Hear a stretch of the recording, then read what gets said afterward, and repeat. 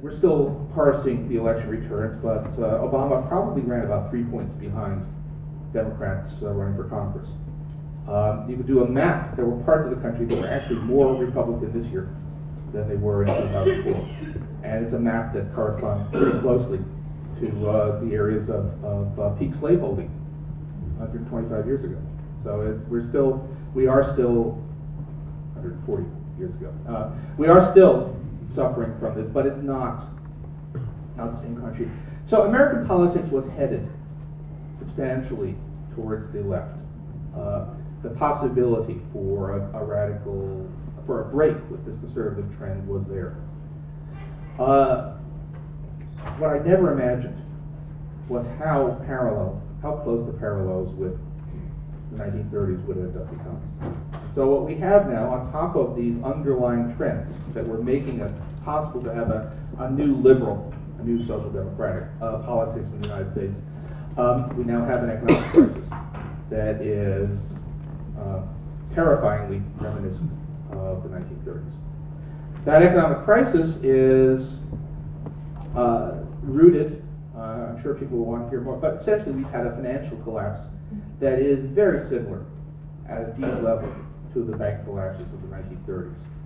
The banks aren't called banks. They don't look like banks. They're not big marble buildings with deposit windows, but a money market fund or a hedge fund or a auction rate securities, all the various institutions that have gotten into terrible trouble, functionally were serving a banking role, but they were unregulated. They were without guarantees. And all of the eager attempts to make lots of money quick led to a system that was extremely fragile, just as it did in the 1920s. And banking collapse, financial collapse. When the housing bubble burst, it brought down about half of our financial system with it in practice. So we have a slump that is very similar at a deep level. Obviously, things look different on surface, but at a deep level, it looks very much like the 1930s. What is all that, and in comes Barack Obama into this troubled economy. In the 1930s, Franklin Roosevelt was able to come to a country that had been devastated, where the conservative ideology of his time had been discredited by the crisis, offering the possibility of all this change. What he said, one of my favorite quotations from Roosevelt was, he said, "We have always known that heedless self-interest was bad morals. We now know that it is bad economics too." And we're exactly in that situation again. So we have an almost eerie recreation of the conditions of the New Deal. Now, the slump is not as severe as it was in 1933. We hope it won't become as severe. That's partly Obama's responsibility to make sure that it doesn't. But the shake-up, the sense that we need to change is there. And that in itself, that's a great danger, but it's also, of course, a great opportunity, the chance to really make things different. So what happens now? The immediate question is going to be dealing with the crisis. And what I'm deeply concerned about is simply the time to get things moving. I like the speeches that Obama's giving now. And I like what I'm hearing about their plans. We desperately need support for demand in the United States. What we have is the private sector is pulling back. Businesses either don't want to invest or can't invest because they can't get credit. Consumers don't want to spend or can't spend because they can't get credit. People are saving, which is a good thing eventually, but not when everyone tries to do it at once. We desperately need government support for the economy to fill the hole that's being left by this abrupt retreat of the private sector. And I'm waiting to see numbers and specifics, but it looks like we will have at least a very large program. Whether it will be big enough is the question. We're going to, in some ways, repeat what Roosevelt did in the 1930s, as many countries did, but what Roosevelt did with large-scale public works as a source of employment and also as a source of income. What I worry is whether we can get the stuff going fast enough to avoid a very, very great deal of damage. In fact, I'm almost certain that we can't. We are losing jobs at the rate of at least 500,000 a month. The projects to create new employment will probably take 6 months to a year to begin on a large scale. So this is going to be a very, very bad year ahead of us. We hope that the new administration can at least convey the sense that help is on the way enough to get us through this. Beyond that, what do you do?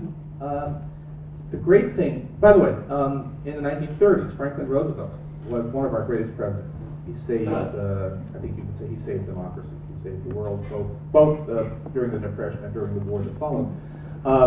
But he didn't do everything right. He was too cautious in his support for the economy. And he pulled it back too soon, so that he presided over a second major slump in 1938. We hope that we both hope and I hope that the next administration of the United States won't make those mistakes, and I and others are yelling at them to make sure that they don't make the same mistakes. So that's part of the process here. But what Roosevelt did most importantly was to create the institutions that sustained a decent society for decades afterwards. Of those, the most important was Social Security in terms of government programs, our retirement system, which is the rock of whatever stability we have. And then on top of that, the support for a strong labor movement, which did so much to make us a more equal society. For Obama, the equivalent to Social Security is healthcare.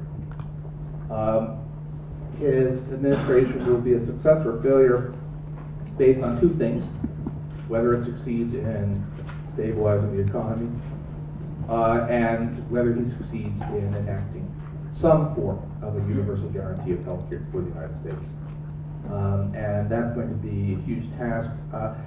There's a great argument among progressives in the United States about sequencing. Should he try to rescue the economy first and then do health care, or should he try to do it, all at once? And I believe he should try to do it all at once. That this is the moment. People have seen that the policies of the past don't work. This is the moment to push it through and get it all done. And we'll see whether that happens. Whether the program will start up immediately is another question. I think the next, we traditionally talk about the 100 days.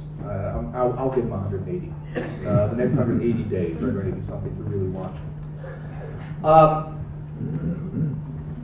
Will it happen? There have been. I think that no one expected the situation to be quite as bleak in real terms as it is now. Some of us, I thought there would be a problem with the economy. I thought the housing bubble would burst. I didn't expect it to be so grave. I didn't expect the financial system to simply shrivel up as it has. So it's very, very difficult now.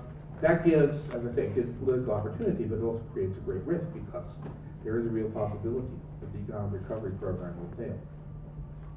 But if it does succeed, and if the political momentum also helps us to get universal health care, it really will be a transformation. So this might be, we wait to see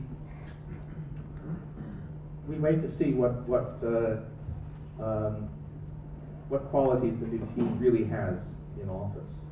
But the chances are, I'd say there's at least even odds, that you'll wake up 4 years from now and say, that was not the America we were dealing with. This is a completely different and much, much better country. So we really have had a New Deal, and that the future is much better than anyone imagined, let's say in 2005.